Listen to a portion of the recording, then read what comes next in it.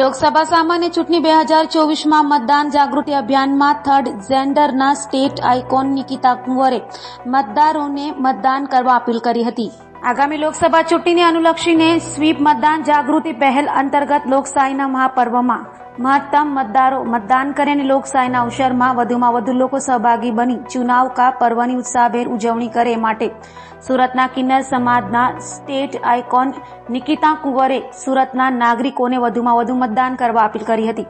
નિકિતા કુંવરે મતદાન કરવા સૌ નાગરિકોને પવિત્ર મતાધિકારનો ઉપયોગ કરવાનો અનુરોધ કરતા કહ્યું કે જાગૃત મતદાતા લોકતંત્રનો ભાગ્ય વિધાતા હોય છે, એટલે જ લોકશાહીમાં મતદાનનું અનેરું મહત્વ હોય છે।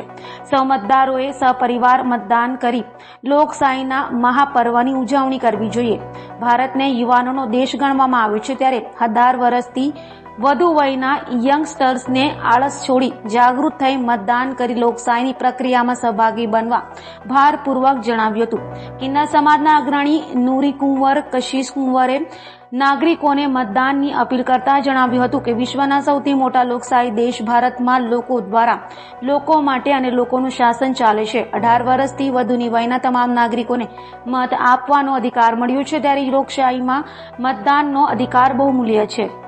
દેશભરમાં તબક્કાવાર સાથે ગુજરાતમાં આગામી તારીખ 7મી મેએ યોજાનાર લોકશાહી ચૂંટણીના મહાપર્વમાં આપણે સૌ નાગરિકોએ મતાધિકારનો ઉપયોગ કરી અવશ્ય મતદાન કરવું જોઈએ।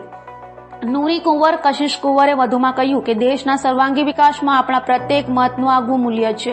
મજબૂત લોકશાહીનું નિર્માણ કરવા, દેશને સશક્ત કરવા માટે મતદાન અતિ આવશ્યક છે અને દેશના નાગરિક તરીકેની ફરજ પણ છે, જે લોકશાહી પ્રક્રિયામાં સક્રિય ભાગીદારી માટે સક્ષમ બનાવે છે। જેથી કિન્નર સમાજ વતી સુરત શહેર સહિત રાજ્યના નાગરિકોને આ મહાપર્વમાં હોંશે હોંશે પરિવાર સાથે મતદાન થકી સહભાગી થવા તેમણે અપીલ કરી હતી।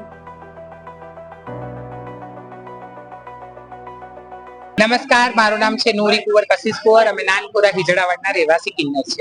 ચૂંટણીનો માહોલ છે, એક પ્રકારે તમે લોકોને મતદાતાઓને રીઝવવાનો પ્રયાસ કરી રહ્યા છો।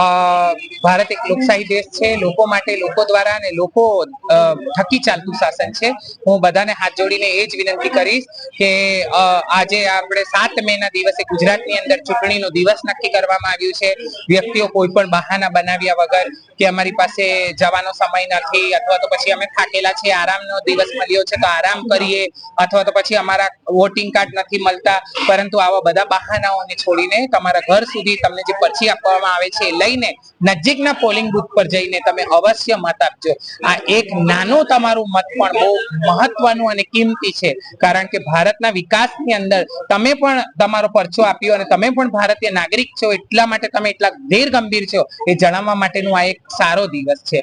ભારતના વિકાસમાં તમે કોઈ જાતિ, કોઈ ધર્મ કે કોઈ વ્યક્તિને જોઈને નહીં, પરંતુ લોકોના કામોને જોઈને તમે વોટ આલો। તમારો વોટ જે તે વ્યક્તિને રાખી પણ શકે છે અને બદલી પણ શકે છે, એટલું તમારા મતાધિકારની અંદર તાકાત છે। તો પોતાની તાકાતને હાથ જોડીને કહું છું, હું કિન્નર થઈને હાથ જોડીને આ વસ્તુ કહું છું કે જ્યારે અમે લોકો આ વસ્તુમાં આટલી સારી રીતે જોડાઈ શકીએ છીએ, જ્યારે કે અમારી તો સંખ્યા બહુ અલ્પ છે, તો મારા ભારત દેશની અંદર યુવા પેઢીઓ એ શું નહીં કરી શકો? તમે ઈચ્છો એવો ઇતિહાસ બદલી શકો છો, ભવિષ્ય બનાવી શકો છો અને ભૂતકાળમાં થયેલી ભૂલોથી શીખ લઈ શકો છો। તો બસ હાથ જોડીને તમને બધાને આ જ નમ્ર વિનંતી છે, અવશ્યપણે વોટિંગ કરવા જશો। જી જય માતાજી, જય ભારત।